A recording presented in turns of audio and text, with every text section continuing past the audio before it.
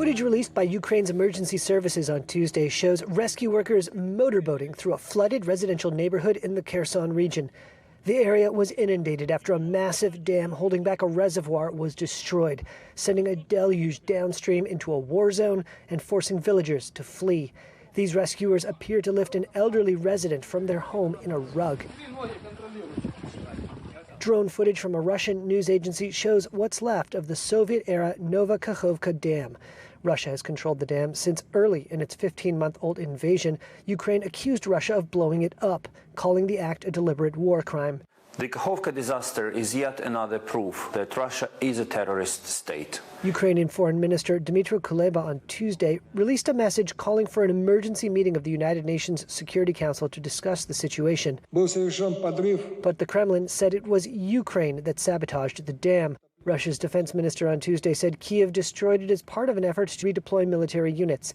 Neither side has so far presented evidence for its claims. As you might expect, we've been closely monitoring the impacts of that destruction, which has triggered massive flooding in Ukraine and resulted in the evacuation of, at the very least, thousands of Ukrainians.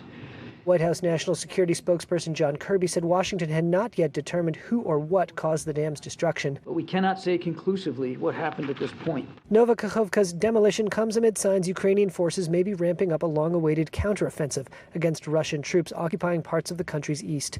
Blowing up the dam of Kakhovka creates a very good defending position for Russians who expect offensive activity of Ukrainian army. Maciej Matysiak is a former deputy head of Poland's military counterintelligence service. He said Moscow might have an interest in flooding the region in an effort to stop Kyiv's forces from advancing anytime soon.